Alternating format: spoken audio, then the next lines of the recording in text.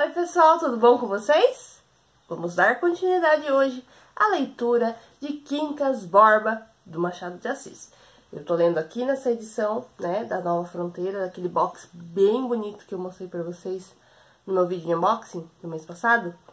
Mas eu vou deixar aqui na descrição o link pra você comprar o box ou só a obra Quincas Borbas mesmo, numa edição bem legal também da Martins Fontes. Tá bom? Então compra com os links que eu deixar aqui na descrição, que você vai estar ajudando o canal, beleza? Num preço super bacana, o box num preço super bacana, por ser um box, e também a edição por ser, né, única.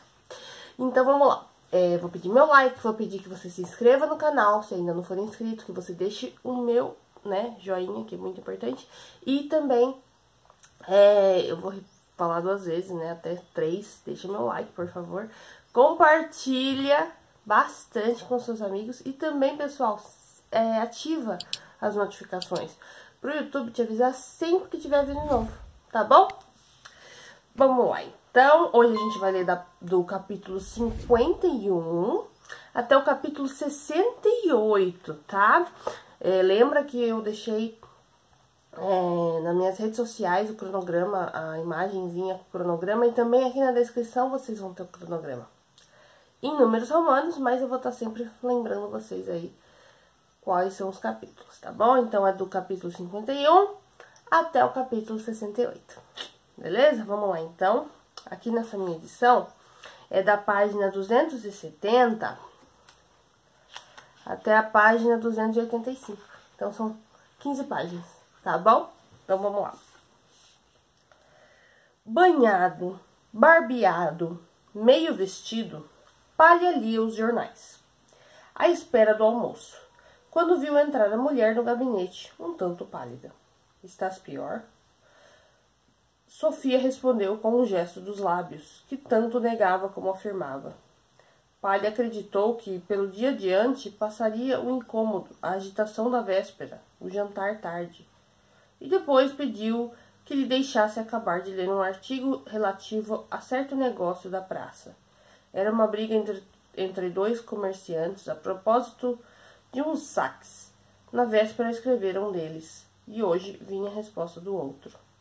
Resposta completa, disse ele, acabando a leitura, e explicou longamente à mulher a questão dos saques, o mecanismo da operação, a situação dos 2 adversários, os boatos da praça, tudo com vocabulário técnico. Sofia ouvia e suspirava, mas para o despotismo da profissão não há suspiros de mulher, nem cortesia de homem. Felizmente, o almoço estava na mesa. Ficando só, a nossa amiga, que apenas tomou um caldo, lá para as 2 horas, foi sentar-se à porta da casa, no jardim. Naturalmente voltou a pensar no lance da véspera. Não estava bem em si, nem fora de si, nem com Deus e nem com o diabo. Arrependia-se de haver contado o episódio ao marido, e ao mesmo tempo irritava-se com as tentativas de explicação que este lhe deu. No meio das reflexões, ouviu distintamente as palavras do major. Olá, estão apreciando a lua? Como se as folhas as estivesse guardado, e repetido agora que a aragem começava a movê-las. Sofia teve um calafrio. Siqueira era indiscreto em farejar e em indagar os negócios alheios. Se-lo-ia ao ponto de publicá-los? Sofia considerava-se já objeto de suspeita ou de calúnia. Formava planos. Não visitaria ninguém ou iria para fora, para Nova Friburgo ou mais longe. A exigência do marido em receber a Rubião, como dantes, era excessiva, maiormente pela causa dada. Não querendo obedecer nem desobedecer, cuidava em deixar a cidade, pretextando o que quer que fosse. A culpa foi minha, suspirou ela consigo. A culpa eram as atenções especiais com o homem, carinhos, lembranças, obséquios familiares, e na véspera aqueles olhos tão longamente pregados nele. Se não fosse isso, ia-se assim perdendo em reflexões multiplicadas. Tudo a aborrecia. Plantas, móveis, uma cigarra que cantava, um rumor de vozes na rua, outros de pratos em casa, o andar das escravas, e até um pobre velho preto, preto velho que em frente à casa dela trepava com dificuldade um pedaço de morro. As cautelas do preto buliam-se com os nervos. Nisso passou um rapaz alto que a cortejou sorrindo e vagarosamente. Sofia cortejou também, um pouco espantada da pessoa e da ação. Quem é esse sujeito? Pensou ela. E entrou a cogitar de onde é que o conhecia, porque, em verdade, a cara não lhe era estranha, nem as maneiras, nem os olhos plásticos e grandes. Onde é que teria o visto? Percorreu várias casas sem acertar com a verdadeira. Afinal, pensou em certo baile, no mês anterior, em casa de um advogado que fazia anos. Era isso. Viu-o lá. Dançaram uma quadrilha. Por simples condescendência dele, que não dançava nunca. Lembrava-se de ter-lhe ouvido muitas palavras agradáveis relativamente à beleza da mulher, que, dizia ele, consistia principalmente nos olhos e nos ombros. Os dela, como sabemos, eram magníficos. E quase não tratou de outro assunto, os ombros e os olhos. A propósito de uns e outros, contou várias anedotas sucedidas com ele, algumas sem interesse, mas falava tão bem. E o assunto era tão dela. É verdade. Lembrava-se agora que apenas ele a deixou. Palha veio ver com ela. Sentou-se na cadeira e ao lado e disse-lhe o nome do rapaz, porque ela não ouvira bem a pessoa que lhe o apresentara. Era Carlos Maria, o próprio do almoço do nosso Rubião. É a primeira figura do salão, disse-lhe o marido, com orgulho de ver que se ocupara tanto com ela. Entre os homens, explicou Sofia. Entre as senhoras és tu, acudiu ele, mirando-se no colo da mulher, e circulando depois os olhos pela sala, com uma expressão de posse e domínio que a mulher já conhecia e que lhe fazia tão bem. Quando acabou de recordar tudo, já iria longe o rapaz. Ao menos, foi uma interrupção na série de tédios que lhe tomavam a alma. Tinha uma dor nas costas que se calara por instantes. Voltou logo, teimosa e aborrecida. Sofia reclinou-se na cadeira e fechou os olhos. Quis ver se passava pelo sono, mas não pôde. Os pensamentos eram tão teimosos como a dor, e ainda mais ruins que ela. De quando em quando, um bater de asas rápido quebrava o silêncio. Eram as pombas de uma casa vizinha que tornavam ao pombal. Sofia, a princípio, abriu os olhos umas 2 vezes. Depois acostumou-se ao rumor e deixou-os fechados, a ver se dormia. Passado algum tempo, ouviu passos na rua e levantou a cabeça, supondo que era Carlos Maria que regressava. Era um carteiro que lhe trazia uma carta da roça. Entregou-lhe em mão. Ao sair do jardim, tropeçou o carteiro no pé de um banco e caiu de bruços, espalhando as cartas no chão. E Sofia não pôde conter o riso. Perdoem-lhe esse riso. Bem sente o desassossego, a noite mal passada, o terror da opinião, tudo contrasta com esse riso inoportuno. Mas, leitora amada, talvez a senhora nunca visse cair um carteiro. Os deuses de Homero, e mais eram deuses. Debatiam uma vez no Olimpo, gravemente e até furiosamente.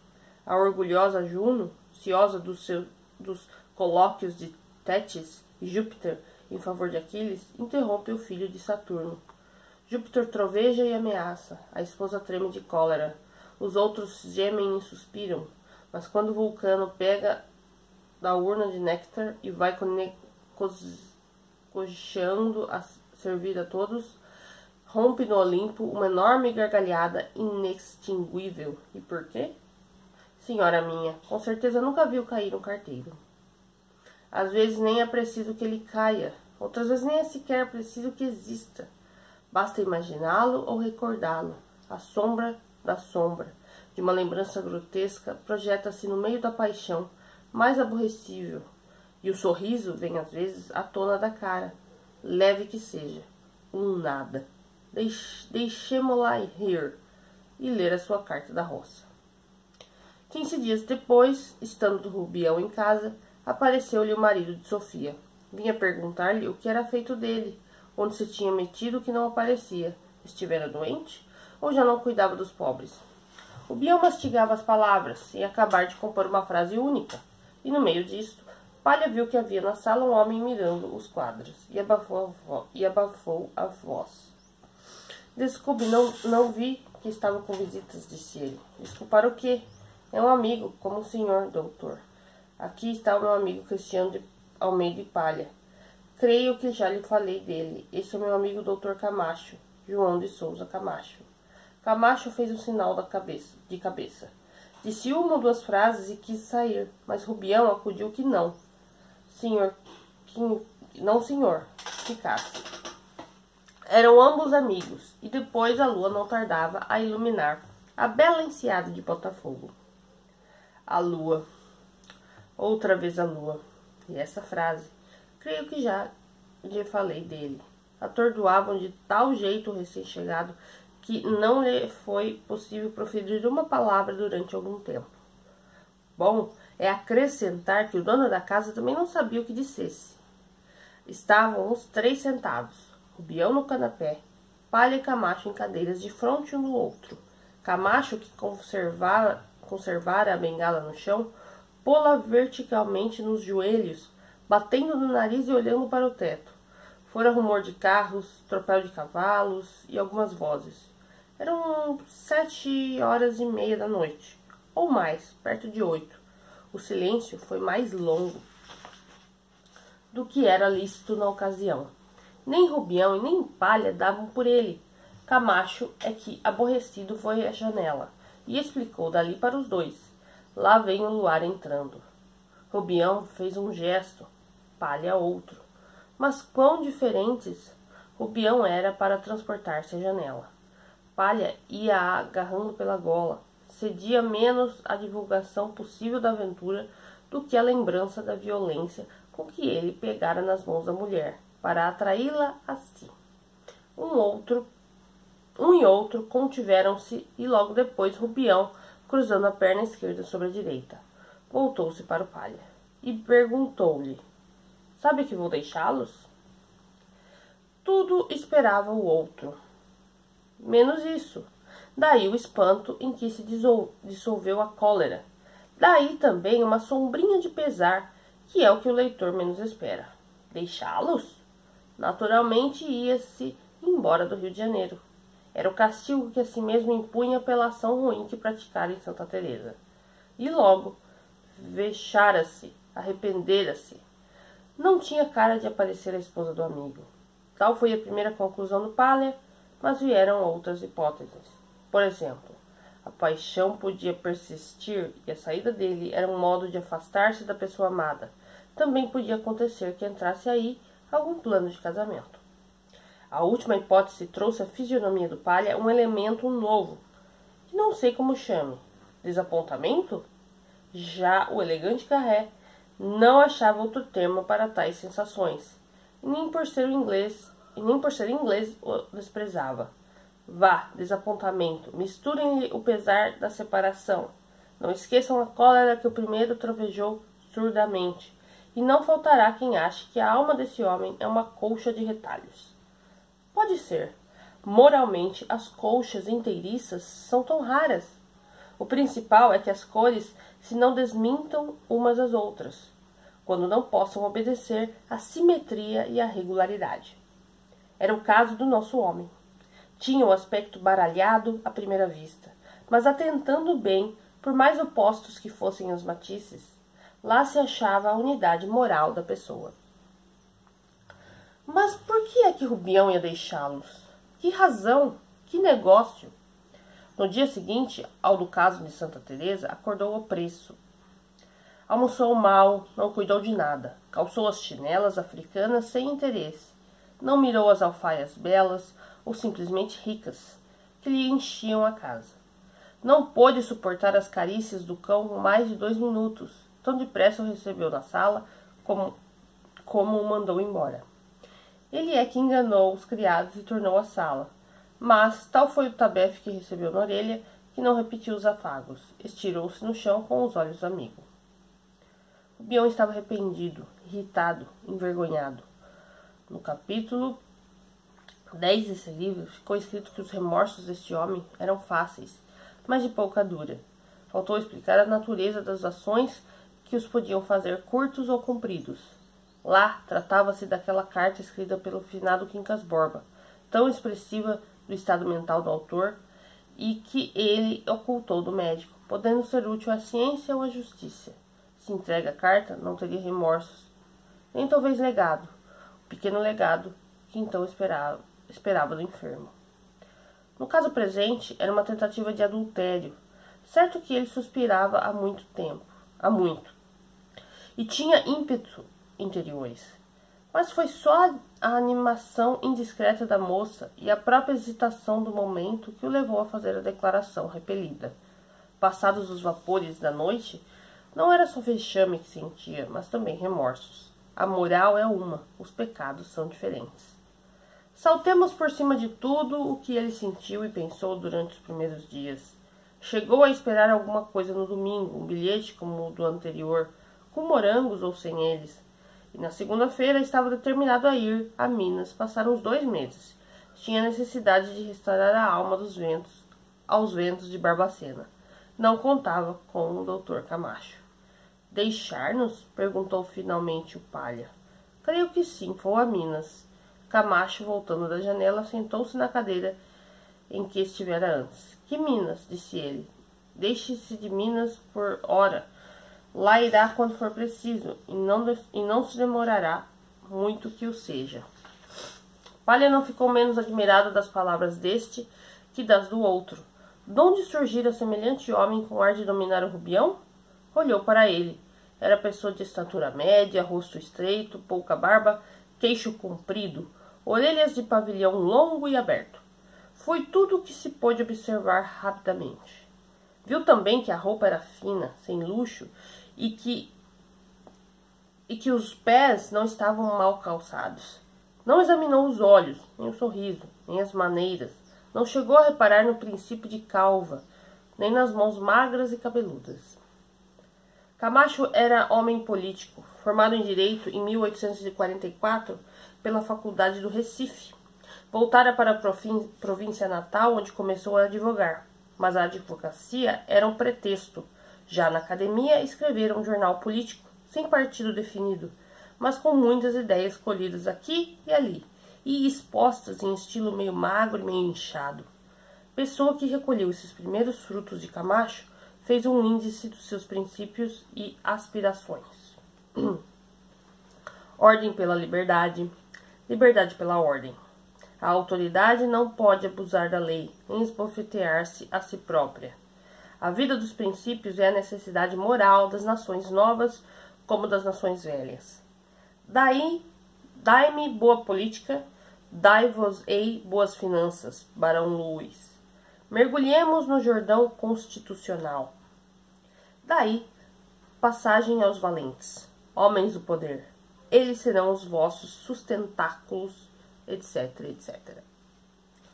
Na província natal, essa ordem de ideias teve de ceder a outras, e o mesmo se pôde dizer do estilo. Fundou ali um jornal, mas sendo a política local menos abstrata, Camacho aparou as asas e desceu às nomeações de delegados, às obras provinciais, às gratificações, à luta com a folha adversa e aos nomes próprios e impróprios. A adjetivação exigiu grande apuro, nefasto, esbanjador, vergonhoso, perverso. Foram os termos obrigados, enquanto atacou o governo. Mas logo que, por uma mudança do presidente, passou a defendê-lo, as qualificações mudaram também. Enérgico, ilustrado, justiceiro, fiel aos princípios, verdadeira glória da administração, etc, etc. Esse tiroteio durou 3 anos. No fim deles, a paixão política dominava a alma do jovem bacharel. Membro da Assembleia Provincial, logo depois da Câmara dos Deputados, presidente de uma província de segunda ordem, onde, por natural mudança do destino, leu nas folhas da oposição todos os nomes que escrevera outrora: nefasto, esbanjador, vergonhoso, perverso. Camacho teve dias grandes e pequenos, andou fora e dentro da Câmara. Orou, escreveu, lutou constantemente, acabou por vir morar na capital do Império. Deputado da conciliação dos partidos, viu governar o Marquês de Paraná e optou por algumas nomeações em que foi atendido. Mas se é certo que o Marquês lhe pedia conselhos e usava confiar-lhe os planos que trazia. Ninguém podia afirmá-lo, porque ele, em se tratando da própria consideração, mentia sem dificuldade.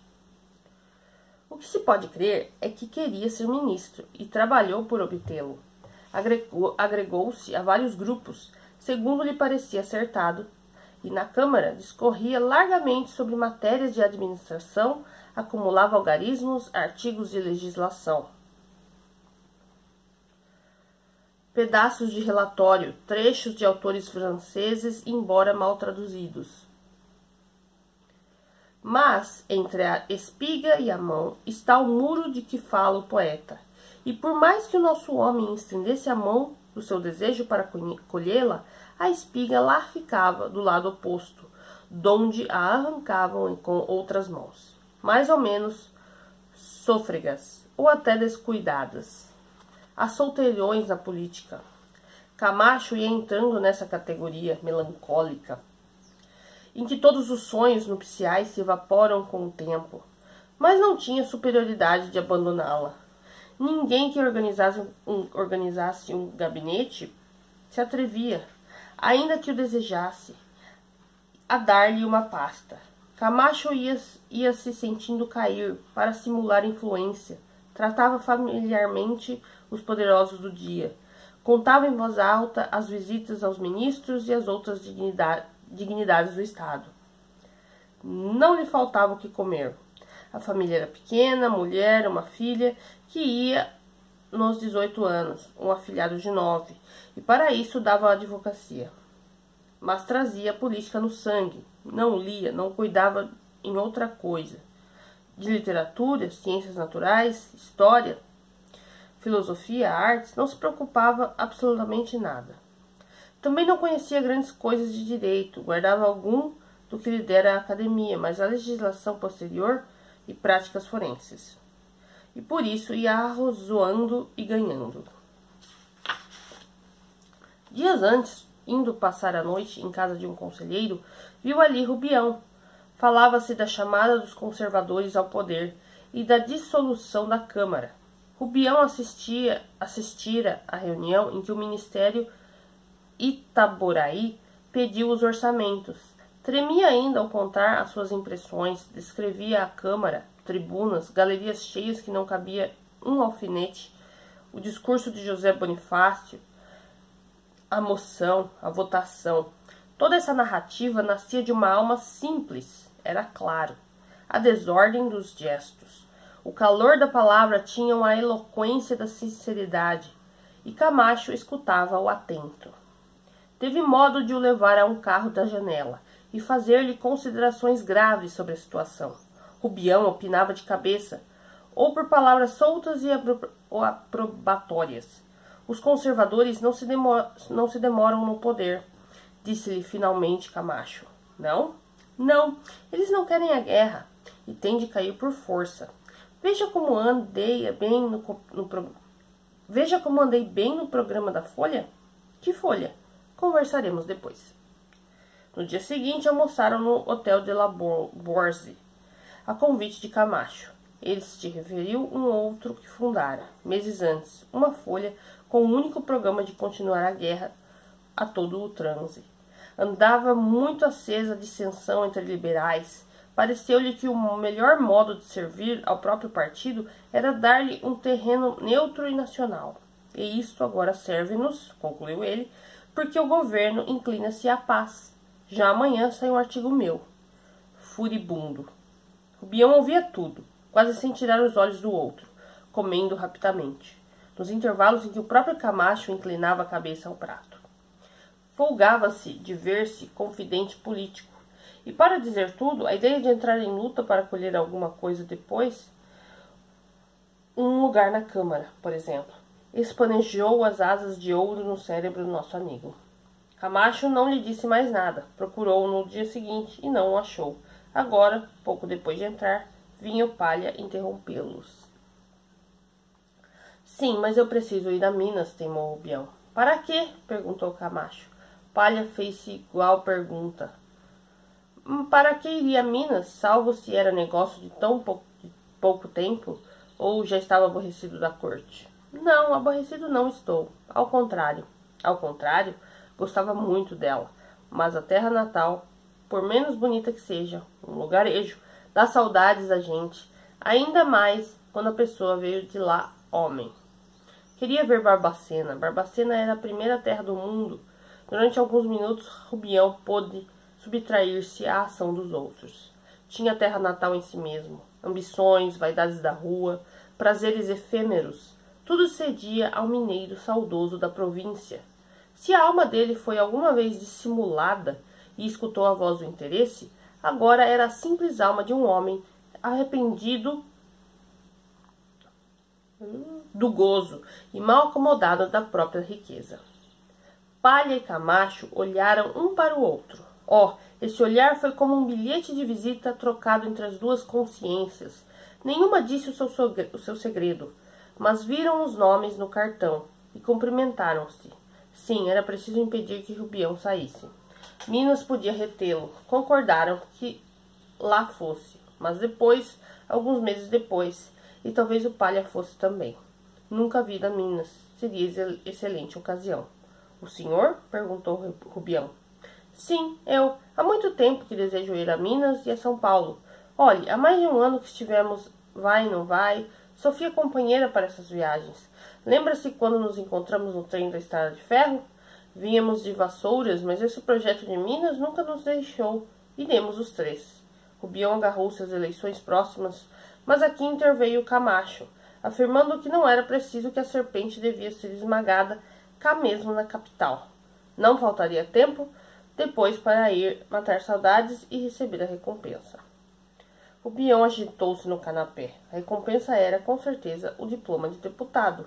Visão magnífica, ambição que nunca teve, quando era um pobre diabo. Ei-la que o toma, que lhe aguça todos os apetites de grandeza e de glória.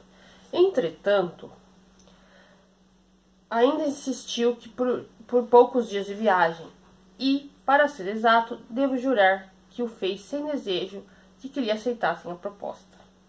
A lua estava tão brilhante, a enseada, vista pelas janelas, apresentava aquele aspecto sedutor que nenhum carioca pode crer que exista em outra parte do mundo. A figura de Sofia passou ao longe na encosta do morro e diluiu-se no luar. A última sessão da Câmara, tumultuosa, ressoou aos ouvidos de Rubião. Camacho foi até a janela e voltou logo. Mas quantos dias? Perguntou ele. Isso é que não sei, mas poucos. Em todo caso, amanhã conversaremos. Camacho despediu-se. Palha ficou ainda alguns instantes para dizer-lhe que seria esquisito voltar a Minas sem que eles liquidassem as contas. Rubião interrompeu. Contas? Quem lhe pedia contas? Bem se vê que o senhor não é homem de comércio. Redarguiu Cristiano. Não sou, é verdade, mas as contas pagam-se quando se pode. Entre nós tem sido isso. Ou, quem sabe, seja franco, precisa de algum dinheiro? Não, não preciso, obrigado. Tenho que propor um negócio, mas há de ser mais demoradamente. Vim vê-lo para não botar anúncios nos jornais. Desapareceu um amigo, por nome Rubião, que tem um cachorro. Rubião gostou da facécia. Palha saiu e ele foi acompanhá-lo até a esquina da rua Marquês de Abrantes. Ao despedir-se, prometeu visitá-lo em Santa Teresa, antes de ir a Minas. Pobre Minas! Rubião voltou para casa sozinho a passo lento, pensando no modo de não ir agora, de lá não ir agora. E as palavras dos dois andavam-lhe no cérebro, como peixinhos de ouro em globo de vidro, abaixo, acima, rutilantes. Aqui é que se deve esmagar a cabeça da cobra. Sofia é companheira para essas viagens. Pobre Minas. No dia seguinte, recebeu um jornal que nunca vira antes, a Atalaia. O artigo editorial desancava o ministério. A conclusão, porém, estendia-se a todos os partidos e a nação inteira. Mergulhemos no Jordão Constitucional. Rubião achou-o excelente, tratou de ver onde se imprimia a folha para assiná-la. Era na rua da Ajuda. Lá foi, logo que saiu de casa. Lá soube que o redator era o Dr. Camacho. Correu ao escritório dele, mas no caminho, na mesma rua, Deolindo! Bradou angustiadamente uma voz de mulher à porta de uma colchoaria. Rubião ouviu o grito, voltou-se, viu o que era. Era um carro que descia e uma criança de 3 ou 4 anos que atravessava a rua. Os cavalos vinham quase em cima dela. Por mais que o cocheiro os sofreasse, Rubião atirou-se aos cavalos e arrancou o menino do perigo. A mãe, quando o recebeu das mãos de Rubião, não podia falar. Estava pálida, trêmula. Algumas pessoas puseram-se a altercar com o cocheiro, mas um homem calvo que vinha dentro ordenou-lhe que fosse andando. O cocheiro obedeceu. Assim, quando o pai, que estava no interior da colchoaria, veio fora, já o carro dobrava a esquina de São José. Ia quase morrendo, disse a mãe. Se não fosse esse senhor, não sei o que seria do meu pobre filho. Era uma novidade no quarteirão. Vizinhos entravam a ver o que sucedera ao pequeno. Na rua, crianças e moleques espiavam pasmados. A criança tinha apenas um arranhão no ombro esquerdo, produzido pela queda. Não foi nada, disse Rubião. Em todo caso, não deixem o menino sair da rua. É muito pequenininho. Obrigado, acudiu o pai. Mas onde está o seu chapéu? Rubião advertiu então que perdera o chapéu. Um rapazinho esfarrapado que o apanhara. Estava à porta da colchoaria, aguardando a ocasião de restituí-lo. Rubião deu-lhe uns cobres em recompensa, coisa em que o rapazinho não cuidara ao ir apanhar o chapéu. Não o apanhou senão para ter uma parte na glória e nos serviços. Entretanto, aceitou os cobres com prazer. Foi talvez a primeira ideia que lhe deram da venalidade das ações. Mas espere, tornou o colchoeiro. O senhor feriu-se? Com efeito, a mão do nosso amigo tinha sangue, um ferimento na palma, coisa pequena. Só agora começava a senti-lo. A mãe do pequeno correu para buscar uma bacia e uma toalha, apesar de dizer a Rubião que não era nada, que não valia a pena. Veio a água, e enquanto ele lavava a mão, o colchoeiro correu à farmácia próxima e trouxe um pouco de arnica. Rubião curou-se, atuou o lenço na mão. A mulher do colchoeiro escovou-lhe o chapéu, e quando ele saiu, um e outro agradeceram-lhe muito o benefício da salvação do filho. A outra gente, que estava à porta e na calçada, fez-lhe alas. — Que é que tem aí na mão? Inquiriu Camacho, logo que Rubião entrou no escritório. Rubião narrou o incidente da Rua da Ajuda, e o advogado fez-lhe muitas perguntas sobre a criança, os pais, o número da casa, mas o próprio Rubião pôs termo às respostas. Não sabe, ao menos, o nome do pequeno? Ouvi chamar Deolindo. Mas vamos ao que importa. Venho assinar a sua folha. Recebi um número e quero contribuir para... Camacho acudiu que não precisava de assinaturas. Em assinaturas, a folha ia bem. O que ele precisava era de material tipográfico e desenvolvimento no texto, ampliar a matéria, pôr-lhe mais noticiário, variedades, tradução de algum romance para o folhetim, movimento de porto, da praça, etc. Tinha anúncios, como viu. Sim, senhor. Estou com o capital quase subscrito. Bastam 10 pessoas e já somos 8. Eu e mais 7, faltam 2. Com mais 2 pessoas está completo o capital. E quanto será? Pensou Rubião. Camacho batia um canivete na beira da escrivaninha, calado, olhando as furtadelas para o outro. Rubião passou uma vista à sala, poucos móveis, alguns altos sobre um tamborete ao pé do advogado. Estante com livros, Lobão, Pereira e Souza, Dalós, ordenações do reino, um retrato na parede, diante da escrivaninha. Conhece? Disse Camacho apontando para o retrato. Não, senhor. Veja se conhece. Não posso saber. Nunes Machado? Não, acudiu o ex-deputado, dando a cara um ar pesaroso. Não pude obter um bom retrato dele. Vendem-se aí umas litografias, mas que não me parecem boas. Não. Aquele é o Marquês de Barbacena? Não, de Paraná. É o grande Marquês, meu particular amigo. Tentou conciliar os partidos e foi por isso que me achei com ele. Morreu cedo. A obra não pôde ir adiante. Hoje, se ele a quisesse, ter-me-ia contra si. Não, nada de conciliações. Guerra de morte. Havemos de destruí-los. Leia a Atalaia, meu bom companheiro de lutas. Recebê-la em casa. Não, senhor. Por que não? Rubião baixou os olhos diante do nariz interrogativo do Camacho. Não, senhor. Eu sou firme. Desejo ajudar os amigos. Receber a folha de graça. Mas se já lhe disse que de assinatura vamos bem, retorquiu o Camacho. Sim, senhor. Mas não disse também que faltam 2 pessoas para o capital? 2, sim. Temos 8. E quanto ao capital?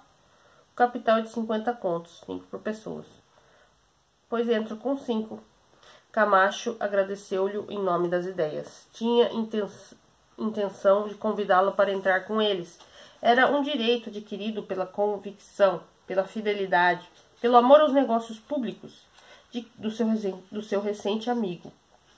Uma vez que espontaneamente se alistou, pedia-lhe que o desculpasse. Mostrou-lhe a lista dos outros. Camacho era o primeiro. Entrava com a folha, o material existente, as assinaturas e o trabalho hercúleo. Ia a emendar-se, mas repetiu corajosamente. Trabalho hercúleo. Podia dizer o que era, sem deslustre, nem mentira. Esganou cobras em criança. Já agora era um vício. Gostava da luta. Morreria nela, envolvido na bandeira. Rubião despediu-se. No corredor passou por ele uma senhora alta, vestida de preto, com um arruído de seda e vidrilhos. Indo a descer a escada, ouviu a voz do Camacho, mais alta do que até então. — Oh, senhora baronesa! E no primeiro degrau parou. A voz argentina da senhora começou a dizer as primeiras palavras. Era uma demanda. Baronesa! E o nosso Rubião ia descendo a custo, de manso, para não parecer que ficara ouvindo.